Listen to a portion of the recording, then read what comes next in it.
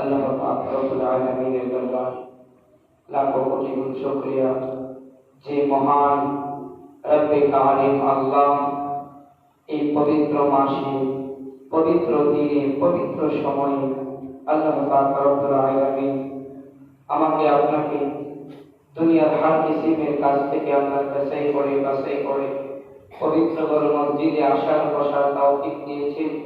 এই জন্য রব্বে কাবার দরবারে অন্তর থেকে শুকর আদায় করি আলহামদুলিল্লাহ। আল্লাহ পাক রব্বুল আলামিনের দরবারে সবথেকে বড় নিয়ামত যে আল্লাহ আমাকে আপনাকে সুস্থ রেখেছেন। আমি আপনি নিজের ঘর থেকে হেঁটে হেঁটে মসজিদে আসার তৌফিক হয়েছে। অনেক ভাইয়েরা আছে, অনেক মুরব্বী বাবারা আছে, দিনের পর দিন, সপ্তাহের পর সপ্তাহ, মাসের পর মাস ঘরের বিছানার মধ্যে পড়ে আছে, চাইলেও তারা মসজিদে আসতে পারে না। অসুস্থতার নিয়ামতে ভুগতেছে। হাসপাতালে গেলে দেখা যায় একটা বেডের মধ্যে, একটা ফ্লোরের মধ্যে বেড থাকে আপনার 40টা, কিন্তু রোগী থাকে 100-র উপরে। হাসপাতালের যে বারিন্দাতেও যানজট হিসাবে রোগী শুয়ে আছে, একজন রোগীর সাথে আরো 3জন মানুষ, কত পেরেশানির মধ্যে তারা আছে। তদ্রুপ সেই তুলনায় আল্লাহ আমাকে আপনাকে এতটুকু সুস্থতা রেখেছেন যে আমরা নিজের ঘর থেকে মসজিদে এসে আল্লাহর কুদরতি পায়ে সিজদা দেওয়ার তৌফিক হয়েছে। এই জন্য রব্বে কাবার দরবারে অন্তর থেকে আবার শুকর আদায় করি আলহামদুলিল্লাহ। রমজান মাসের প্রথম দশক অর্থাৎ রহমতের দিন আমাদের মধ্যে অতিবাহিত হচ্ছে। রহমতের দিনও আমাদের কাছ থেকে মোটামুটি চলে যাচ্ছে। নবম রোজা আজকে মনে হয় পড়ে গেছে, আগামীকালকে 10। এরপরে এই রহমতের দিনগুলো আগামী 1 বছর ব্যতীত আর আমার সামনে আসবে না। 1 বছর পরে রহমতের দিন আসবে, কিন্তু আমি থাকবো কিনা এই গ্যারেন্টি কেউ দিতে পারবে। চোখের সামনে আমার মতো, আপনার মতো অনেক মানুষ, যুবক ভাইয়েরা, অনেক মুরব্বী বাবা একসাথে চলছে, হঠাৎ অসুস্থ হয়ে পড়ছে। অসুস্থতা থেকেই তারা কবরের যাত্রী হয়ে গেছে। আমাকে আপনাকে আল্লাহ পাক রব্বুল আলামিন হায়াতে জিন্দেগিতে রেখেছেন। আল্লাহ একটু সুযোগ দিয়েছেন যে বান্দা, তোমাকে একটু হায়াতের সুযোগ দিয়েছি, যে সুযোগটা কাজে লাগিয়ে তোমরা আখিরাতে সামিয়ানা গোছাও। দুনিয়ার সামিয়ানা গোছানোর জন্য সময় লাগে না।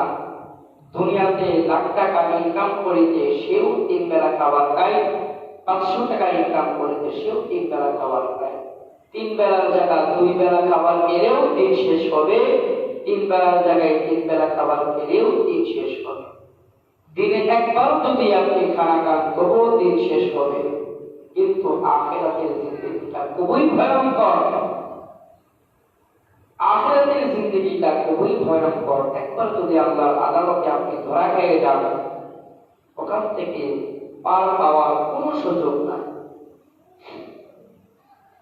কবরের জিন্দেগি থেকে পালিয়ে যাওয়ার কোনো সুযোগ নাই। দুনিয়ার মুসিবত থেকে আপনাকে সমাজের মানুষ রিকোয়েস্ট করে উদ্ধার করে দেবে।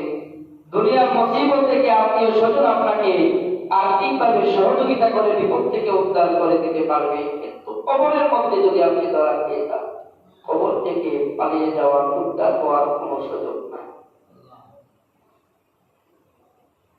আজকে ফজরের নামাজের পরে কবরস্থানে গেলাম, নীরব নিতম কবরস্থান, শত শত মানুষ শুয়ে আছে, কিন্তু কোনো আওয়াজ নাই। এই কবরস্থানে সময়ের ব্যবধানে আমাদের সবাইকে যেতে হবে। সবাইকে যেতে হবে। কবর থেকে পালিয়ে যাওয়ার কোনো সুযোগ কারো নাই।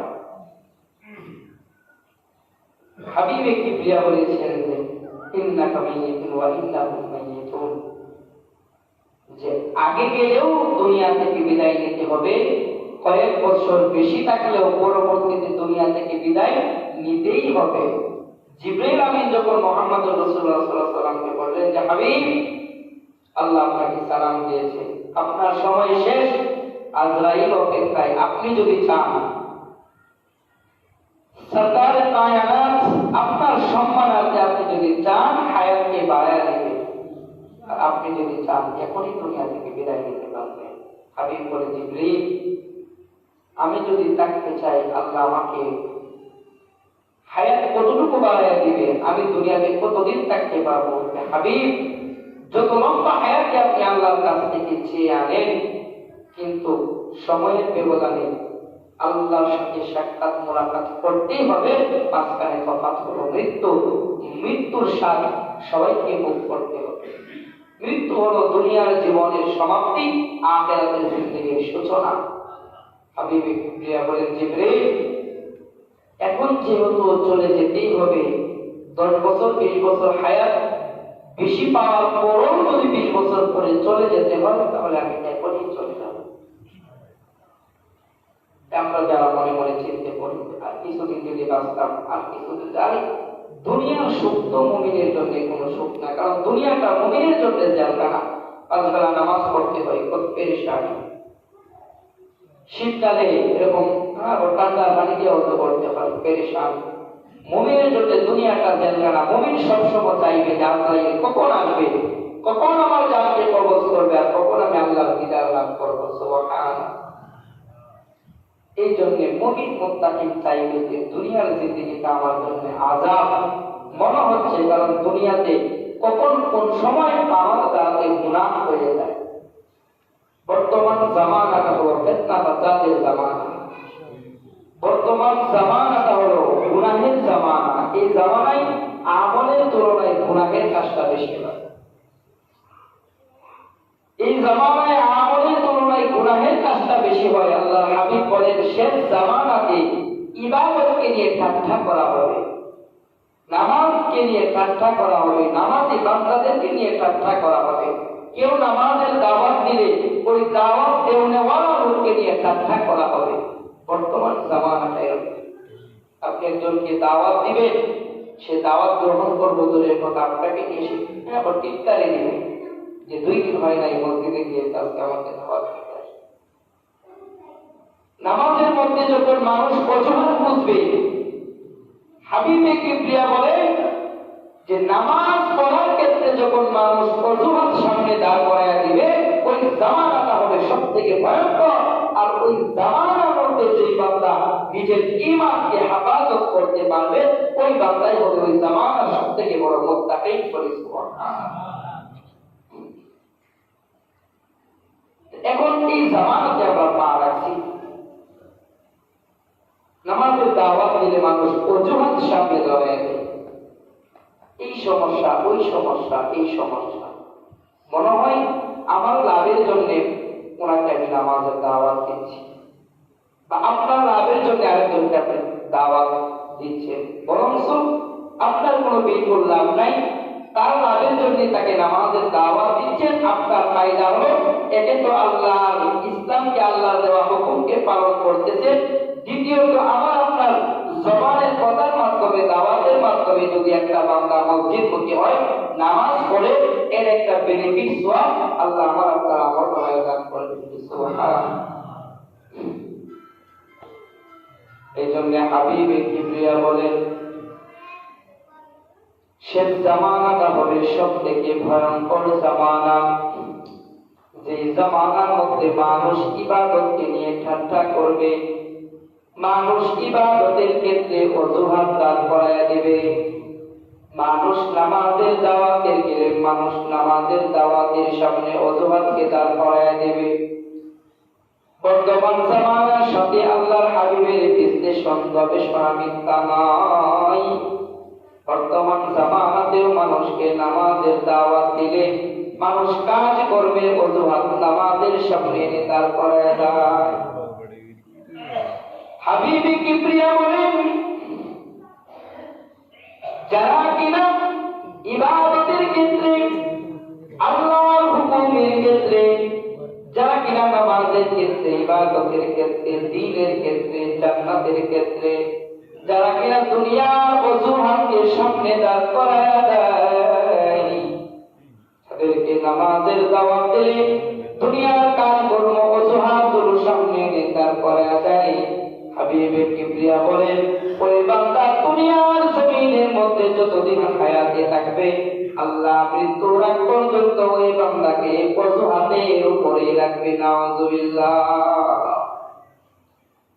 যারা কিনা নামাজের ক্ষেত্রে অজুহাত পেশ করে, রোজার ক্ষেত্রে অজুহাত পেশ করে, তারাবির ক্ষেত্রে অজুহাত পেশ করে, আল্লাহর হুকুম পালনের ক্ষেত্রে অজুহাত পেশ করে, ওই বান্দাদিগকে আল্লাহ পাক রব্বুল আলামিন তার অন্তরটাকে মোহর মেরে দেয় এবং মৃত্যুর আগ পর্যন্ত ওই বান্দাগুলোকে অজুহাতের উপরে রাখে, নামাজ পড়ার আর তৌফিক হয় না।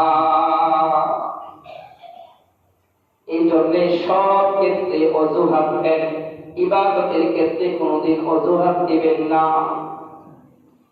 অনেক মানুষ রোজা রাখে না, জিজ্ঞেস করলে বলে হুজুর পেটে গ্যাস হয়।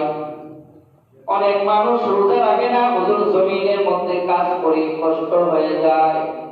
অনেক মানুষ রোজা রাখে না, হুজুর সারাদিন রোটে ঘাটে কাজ কাম করি, ব্যবসা বাণিজ্য করি, কাস্টমারদের সাথে কথা বলতে হয়, কষ্ট হয়ে যায়, রোজা রাখি না। সামান্যটুকু অজুহাত সামনে দাঁড় করায় যায়। হাবিবে কিবরিয়া বলেন, দুনিয়ার জমিনের মধ্যে তুমি যদি নামাজ না পড়ো তোমাকে কেউ জোর করবে না, তুমি যদি রোজা না রাখো তোমাকে কেউ জোর জবরদস্ত করবে না, তুমি যদি আল্লাহর হুকুম পালন না করো তোমাকে কেউ জোর জবরদস্ত করবে না, তুমি যদি আল্লাহ বলে একবার জবান দিয়া উচ্চারণ নাও করো তবুও তোমাকে কেউ জোর জবরদস্ত করবে না। কিন্তু যে বান্দাগুলো আল্লাহর হুকুমের ক্ষেত্রে, নবীর সুন্নতের ক্ষেত্রে দুনিয়ার ওজর দিয়া পার পেয়ে যায়, তারা মনে করে সব কিছু থেকে তারা পার পেয়ে গিয়েছে, কিন্তু ওই বোকা বান্দা জানে না সামান্যটুকু ওজর দিয়া মসজিদের ইমামের কাছ থেকে পার পেতে পারে, সমাজের মুসল্লি থেকে পার পেতে পারে, সমাজের মানুষ থেকে পার পেতে পারেন, কিন্তু আল্লাহর ধরা থেকে, আল্লাহর আযাব থেকে কোনোদিন আপনি পার পেতে পারবেন না। আপনি মনে করেছেন ওজর দিয়ে আমি পার পেয়ে গেলাম, আমার পেটে গ্যাস হয় এই জন্য রোজা রাখিলাম। মানুষ জানে আমার পেটে গ্যাস হয় আমি রোজা রাখি না, মানুষ আমাকে কোনো অন্য মাইন্ডে নিবে না, কিন্তু মানুষ তো তার আমলের হিসাব নেবে না, মানুষ তো তার জান্নাত জাহান্নাম নির্ণয় করবে না, জান্নাত জাহান্নাম নির্ণয় করবে আল্লাহ, আর সেটা নির্ণয় করা হবে আমার আপনার আমলের মাধ্যমে। সাহাবায়ে কেরামরা যুদ্ধের ময়দানে যেতেন, যুদ্ধের ময়দানে ঘন্টার পর ঘন্টা তলোয়ার দিয়ে যুদ্ধ করতেন, কিন্তু নবী করিম সাল্লাল্লাহু আলাইহি ওয়াসাল্লাম যে জিজ্ঞাসা করতেন এত শক্তি কোথায় থেকে পেয়েছো, ভোরবেলা ইফতার কি, ভোরবেলা সেহরির খাবার কি খেয়েছো? হাবিবে কিবরিয়া ঘরের মধ্যে কিছু ছিল না, অল্প কিছু আটা ছিল, একটা রুটি এরকম হবে, অল্প কিছু আটা ছিল, এই আটা দিয়ে রুটি বানাইয়া আমি স্ত্রী সন্তান সহ অল্প অল্প করে ভাগ করে, চারটাকে ভাগ করে একটা ভাগ খেয়েছি। কিন্তু আল্লাহ হাবিব যুদ্ধের ময়দানে এসে যখন তলোয়ার ঘোরায় মনে হয় আল্লাহ দেওয়া রহমত, গায়বী শক্তি আমার হাতের মধ্যে চলে আসে। সুবহানাল্লাহ। যারা কিনা অসুস্থ বান্দা, যাদের কিনা পেটে গ্যাস হয়, নানা রোগে আক্রান্ত, চেষ্টা করলে রোজা রাখতে পারে, একটু কষ্ট হবে, কষ্ট না করলে আপনি ফল এমনি পাইবেন। দুনিয়াতে যারা অর্থ সম্পদ উপার্জন করে, দুনিয়াতে যারা টাকা পয়সা ইনকাম করে, কেউ বসে বসে কোনোদিন টাকা পয়সা ইনকাম করে না। যাদের সন্তানরা বাইরে থাকে, মাস শেষে 50,000, 80,000, 1 লক্ষ টাকা পাঠায়া যায়, আপনি মনে করেন মাস গেলেই টাকা আসে, কিন্তু তাদের প্রত্যেকটা মিনিটের কতটুকু হিসাব তারা উপলব্ধি করতে পারে, কতটুকু কষ্ট করে তারা টাকা উপার্জন করে তারা উপলব্ধি করতে পারে। এই জন্য কষ্ট যদি না করে, কষ্টের পর আপনার ভালো হবে না, সুখে থেকে কোনোদিন ভালো কাজের আশা করা যায় না। কষ্ট করবে, উত্তম যা যা মালিক আপনাকে দান করবে। দুনিয়াতে যারা কষ্ট করে তারা কোনোদিন অভাব অনটনের মধ্যে থাকে না। দুনিয়াতে যারা পাইচারি করে উপার্জন রিজিক তালাশ করে তারা কোনোদিন মানুষের নিকটে হাত পাততে হয় না। দুনিয়াতে যারা পরিশ্রম করে ঘাম ঝরিয়ে টাকা উপার্জন করে হালাল রুজি উপার্জন করে ওই মানুষগুলোকে দেখবেন কোনোদিন মানুষের কাছে হাত পাততে হয় না, এক বেলা না খেয়েও থাকে না। হাবিবে কিবরিয়া বলেন, কষ্ট যদি না করো তাহলে উত্তম জাযা আল্লাহ তোমাদেরকেও দান করবেন না। অতএব শত কষ্টের মাঝেও যদি আল্লাহর হুকুম রোজাকে তুমি পালন করতে পারো, রোজাগুলিকে যদি তুমি আদায় করতে পারো, আল্লাহ পাক রব্বুল আলামিন সব থেকে উত্তম মর্যাদাপূর্ণ জান্নাতের দরওয়াজা রাইয়ান নামক দরওয়াজা দিয়া বান্দা তুমি রোজাদারকে আল্লাহ জান্নাতে প্রবেশ করাইবে। এই জন্য ইবাদতের ক্ষেত্রে কোনো অজুহাত চলবে না, ইবাদতের ক্ষেত্রে কোনো অজুহাত দিবেন না। এতে দুনিয়ার মানুষের কাছ থেকে পার পেয়ে যাবে, কিন্তু আল্লাহর ধরা থেকে আপনি পার পেতে পারবেন না। কারণ আমার আপনার এই সামান্য কোনো জিন্দিগি নিয়ে দুনিয়াতে আসছি, কবরের জিন্দিগির মধ্যে একদিন পা রাখবো।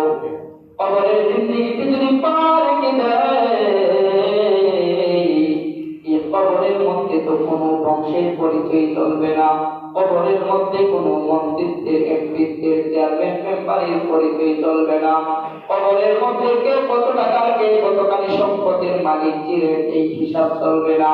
কবরের মধ্যে আপনি আমি কতটুকু আমল নিয়ে গিয়েছি, কতটুকু ইবাদত করে নেকি অর্জন করে গিয়েছি, এই নেকির উপর ভর করে আমার আপনার জান্নাত জাহান্নাম নির্ণয় করা হবে। এই জন্যে যারা দুনিয়া থেকে বিদায় হয়ে গিয়েছে তারা কোনোদিন দুনিয়াতে আসার সুযোগ নাই। কেউ যদি আসতে পারত তাহলে দেখতেন ওই লোকটা এক সেকেন্ডের জন্যও মসজিদ থেকে বের হতেন না। কিন্তু আল্লাহ পাক রব্বুল আলামিন স্বাধীনতা দিয়ে দিয়েছেন, বান্দা চাইলে তুমি ইবাদত করতে পারো, চাইলে তুমি ইবাদত থেকে মাহরুম হয়ে থাকতে পারো। সেই স্বাধীনতা আমি বান্দা তোমাকে দিয়ে দিলাম। চাইলে তুমি জান্নাতেও যেতে পারো, চাইলে তোমার কৃত কর্মের জন্য তুমি জাহান্নামেও যেতে পারো। এই জন্য ভাই সময় থাকতে সময়ের কদর করা।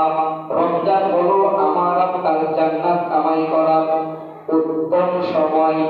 রমজান মাস এমন এক বরকত নিয়ে আমার আপনার নিকটে এসেছে।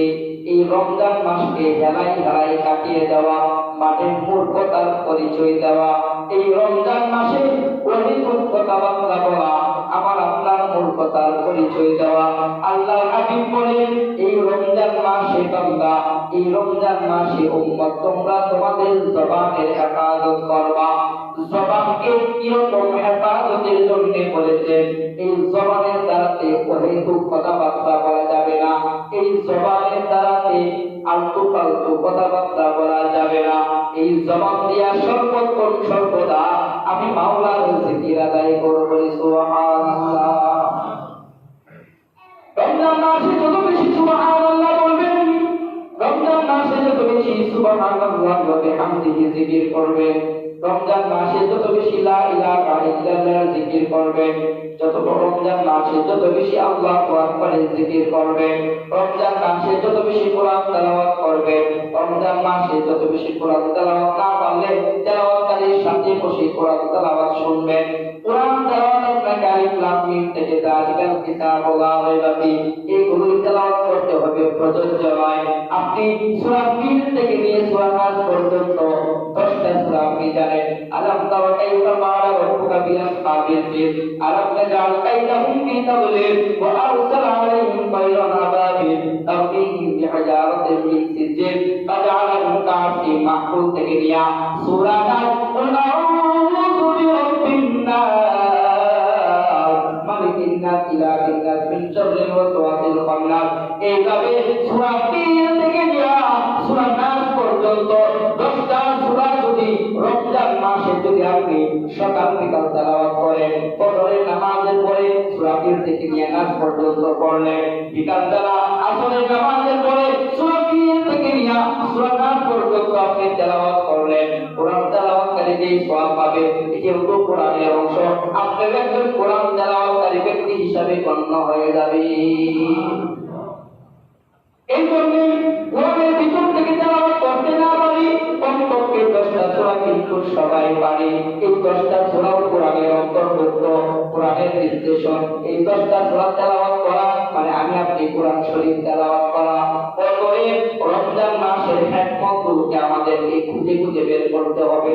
ইমাম সাহেবের নিকটে আসতে হবে, হুজুর রমজান মাসের বিশেষ কি আমল রয়েছে, রমজান মাসের কোন কোন মুহূর্তগুলোতে দোয়া কবুল হয়, রমজান মাসে কোন কোন মুহূর্তের আমলগুলো আল্লাহর কাছে প্রিয়, এই জিনিসগুলো বাছাই করবেন।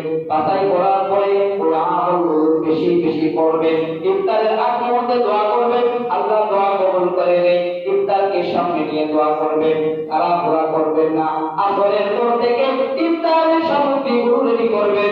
আজানের 20 মিনিট আগে সমস্ত কাজকর্মকে ফেলে রেখে ইফতারকে সামনে নিয়ে বসে থাকবেন, দোয়া করতে থাকবেন। ইয়া ওয়াসিআল ফাসরি ইয়াফতিরি, জিকির করতে থাকবেন। 5-7 মিনিট আগে দুইটা হাত আল্লাহর দরবারে বাড়ায় দিবেন আর মালিকের নিকটে আপনার মনের কষ্টগুলো, আপনার চাহিদাগুলো বলতে থাকবেন। আল্লাহ এই মুসিবতের মধ্যে রয়েছে, উদ্ধার করে দেন। আল্লাহ গুনার কাজে বিবর্ণ হয়ে আছি, মুক্ত করিয়া দেন। আয় আল্লাহ, আমার মা দুনিয়ার জমিন থেকে বিদায় হয়ে গিয়েছে, মা কবরকে জান্নাতের বাগান বানায়া দেন। আমার বাবা দুনিয়ার জমিন থেকে বিদায় হয়ে গিয়েছে, বাবার কবরকে জান্নাতের বাগান বানায়া দেন। হাবিব বলে একজন রোজাদার বান্দা ইফতারকে সঙ্গে নিয়ে যখন কান্না মাতা চক্ষু নিয়ে যখন আল্লাহর দরবারে দোয়া করতে থাকে, ওই বান্দার দোয়া মুনাজাত আমিন বলে শেষ করতে দেরি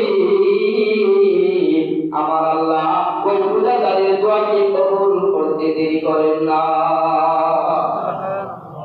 এই জন্য ইফতারের আগ মুহূর্তে দোয়া করবেন। সম্ভব হলে নিজের সামর্থ্য অনুসারে রোজাদারদেরকে ইফতার করানোর চেষ্টা করবেন। তাই নাকি হাবিবে কিবরিয়া কায়নাতের সরদার বলে যেই বান্দা একটা খেজুর দিয়া এক গ্লাস পানির মাধ্যমেও একজন রোজাদারকে ইফতার করাইলো, আল্লাহ পাক রব্বুল আলামিন তার তামাম জিন্দেগীর গুনাহ মাফ করিয়া দিল। শুধু তাই না, যে বান্দা একটা খেজুর এক গ্লাস পানির মাধ্যমে একজন রোজাদারকে ইফতার করাইলো, আল্লাহ পাক রব্বুল আলামিন দুর্দিনে ওই বান্দার জাহান্নামের আযাবকে মাফ করিয়া দিবে। শুধু এতটুকুর মধ্যে সীমাবদ্ধ রাখেন নাই। হাবিবে কিবরিয়া বলেন ওই ইফতার করনেওয়ালা করানেওয়ালা বান্দা যে কিনা একটা খেজুর এক গ্লাস পানির দ্বারা একজন রোজাদারকে ইফতার করাইলো, হাবিবে কিবরিয়া বলেন রোজা রাখনেওয়ালা বান্দা ফজর থেকে নিয়ে ভোররাত থেকে ইফতারের আগ মুহূর্তে রোজা রাখার পরে যে পরিমাণ আল্লাহ পাক রব্বুল আলামিন রোজাদারকে দান করেছেন, সমতুল্য সওয়াব ইফতার করানেওয়ালা বান্দাকে আল্লাহ দান করিয়া দিবে। এই জন্য রমজান মাসের বরকতগুলোকে, ফজিলতগুলোকে খুঁজে খুঁজে বার করতে হবে। রমজান মাসের সবথেকে উত্তম সময়, রমজান মাসের সবথেকে ফজিলতপূর্ণ সময় হলো ভোররাত। ভোররাতে আপনি 1 ঘন্টা আগে উঠবেন, 1 ঘন্টা আগে উঠে যদি সম্ভব হয় তাহাজ্জুদের 2 থেকে 4 রাকাত নামাজ পড়বেন। নয়তো আগে আগে ওযু ইস্তেঞ্জা করে সেহরির খানা খাবেন। খাওয়ার পরে 20 মিনিট আগে মসজিদে চলে আসবেন। আয়েশা নামাজের মধ্যে দাঁড়ায় যাবেন। 20 মিনিটে কমপক্ষে আপনি 8 রাকাত নামাজ পড়তে পারবেন। 8 রাকাত তাহাজ্জুদ করে যদি আল্লাহর দরবারে 2 খানা হাত বাড়ায় দেয়, কারণ মুফাসসিরিনে কেরাম বলেন জামানার যত মুহাক্কিক আলেম, জামানার যত মুহাক্কিক ওয়ালি, যত বড় বড় কুতুবরা রয়েছেন, যত বড় বড় ওলিরা রয়েছেন, যত বড় বড় জামানার কায়নাত আলেমরা রয়েছেন, কেউ কোনোদিন রাতের চোখের পানি ব্যতীত ওলি হতে পারে নাই। রাতের চোখের কান্নার পানি ব্যতীত কেউ কোনোদিন জামানার মুহাক্কিক হতে পারে নাই। জামানার ওলি যারা হয়েছে, জামানার মুহাক্কিক আলেম যারা হয়েছে, জামানার মুহাক্কিক বুজুর্গ যারা হয়েছে, তাদের জীবনী যদি আপনি তালাশ করেন, তাদের জিন্দেগি যদি আপনি তালাশ করেন, দেখবেন সব কিছুর পিছনে তাদের রাতের চোখের পানি রয়েছে। এই জন্য ভোর রাতের মধ্যে উঠবেন, তাহাজ্জুদের নামাজ পড়বেন, আল্লাহর দরবারে দুই কানা হাত বাড়াইয়া দিবেন। মেরে দুস্তারাম ভাই, নবুয়তের দরওয়াজা বন্ধ, কিন্তু ওয়ালায়াতের দরওয়াজা বন্ধ নয়। নতুন করে কেউ নবী হতে পারবেন না, কোন নবীকে আল্লাহ দুনিয়াতে প্রেরণ করবেন না, কিন্তু ওয়ালি হওয়া সম্ভব। ওয়ালায়াতের দরজাটা আল্লাহ খোলা রেখেছেন, চাইলে আপনিও ওলি হতে পারেন, আমিও ওলি হতে পারি, যদি আল্লাহ পাক রব্বুল আলামিনের হুকুম নবীর সুন্নতের উপর নিজের জীবনকে পরিচালনা করতে পারি। রাতে 2 রাকাত 4 রাকাত 8 রাকাত তাহাজ্জুদ করে আল্লাহর দরবারে কান্নাকাটি করতে পারি, অসম্ভবের কিছু নয়। মালিক যদি একবার আমার আপনার অন্তরের মধ্যে, দিলের মধ্যে রুহানিয়াতের নজরে একবার তাকায়, আমাকে আপনাকে আল্লাহ ওয়ালায়েত হিসাবে কবুল করতে পারেন। সুবহানাল্লাহ। এই জন্য এই রমজান মাসের ইবাদতগুলোকে আমাদের পাক-পাকভাবে আদায় করতে হবে। এর জন্য মেরে দোস্তারাম ভাই, রমজান মাসের প্রত্যেকটা ইবাদতকে আমাদেরকে সঠিক পন্থায় আদায় করার চেষ্টা করতে হবে। ইবাদত করতে গেলে একটু কষ্ট হবে, কিন্তু যখন ইবাদতের মধ্যে মগ্ন হয়ে যাবে, এই ইবাদতের দ্বারা আপনার অন্তরটা প্রশান্ত হয়ে যাবে বলে সুবহানাল্লাহ। রমজান মাস বরকতের মাস, এই মাসে বেশি বেশি দান খয়রাত করা। রমজানের বাহিরে 1 টাকা দান করবেন, এর বিনিময়ে আল্লাহ পাক রব্বুল আলামিন বলেছেন 70 টাকার সওয়াব দিবে। তাহলে এই রমজান মাসের বাহিরে যদি 1 টাকায় 70 টাকার সওয়াব আল্লাহ পাক রব্বুল আলামিন আপনাকে দিতে পারে, আল্লাহ যদি আপনার ক্ষেত্রে কৃপণতা না করে, এই রমজানে তো বলছে যে ইবাদত দ্বিগুণ হবে। রমজানের বাহিরের ফরজ, রমজানের নফল সমতুল্য ইবাদতের সওয়াব, সমতুল্য সওয়াব আপনারা আমলনামায় দান করবেন। অতএব রমজানের দান অগণিত সওয়াব। অতএব এই রমজান মাসে আমরা বেশি বেশি দান করার চেষ্টা করব। বিশেষ করে আপনারা মসজিদের যে কাজকর্ম, মোটামুটি আলহামদুলিল্লাহ ভিতরে কাজ দেখতেও শেষ হয়ে, কিন্তু অনেক কাজ বাকি। মাঝখানে বারিন্দার গ্লাস এটা দেওয়া লাগবে, প্রায় আপনার 1 লক্ষ থেকে 1.5 লক্ষ টাকা লাগবে। 2 সাইডের যে ঢাকগুলো, ওইগুলোর গ্লাসগুলো আমাদের বাকি আছে। মসজিদের ভিতরে সিঁড়ির কাজ বাকি আছে। মসজিদে আপনারা এসি লাগাইবেন, এত সুন্দর মসজিদ বানাইছেন, এসির পয়েন্ট করা, এসি তো লাগাইতেই হবে ইনশাআল্লাহ। অনেক স্বপ্ন আছে আপনাদের, কিন্তু মূল একটা জিনিস হলো আমাদের যে বাথরুম, টয়লেট, প্রস্রাবখানা একটা ভালো ওজোখানা নেই। এটা কিন্তু আসলে দুঃখজনক। অনেক দূর দূরান্ত থেকে মানুষ এসে মসজিদটা দেখে যদিও খুশি হয়, ওখানে বাথরুমে গেলে যে এটা কি বাথরুম আর প্রস্তাবখানা বোঝা বড় যায়। তো এই কাজগুলোকে আমাদেরই করতে হবে। মসজিদ যেরকম ভাবে আমরা আপনারা সমাজের সবাই সহযোগিতা করে মসজিদকে তো দূর আগায় আনছি, এই টয়লেট, প্রস্তাবখানা, ওখানে আমাদেরই করতে হবে, কারণ অন্য কেউ করে দিবে না। 1 বার চাই, 2 বার চাই, 12 বার চাই, আপনাদের নিকটেই চাইতে হবে। এই জন্য ইনশাআল্লাহ মসজিদের কাম অনেক দুর্বল। এখন আপনারা যদি চান, আপনারা যদি মনে করেন এরকম চেষ্টা করেন, অবশ্যই ওজোখানার কাজটা করা কোনো আহম্মক বিষয় না। আলহামদুলিল্লাহ এই ক্ষেত্রে আমাদের হারুন শেখ কাকা, উনিও ইনশাআল্লাহ বিভিন্ন জায়গা থেকে আলহামদুলিল্লাহ কল দিয়েছে, ইটের কিছু ব্যবস্থা করতে।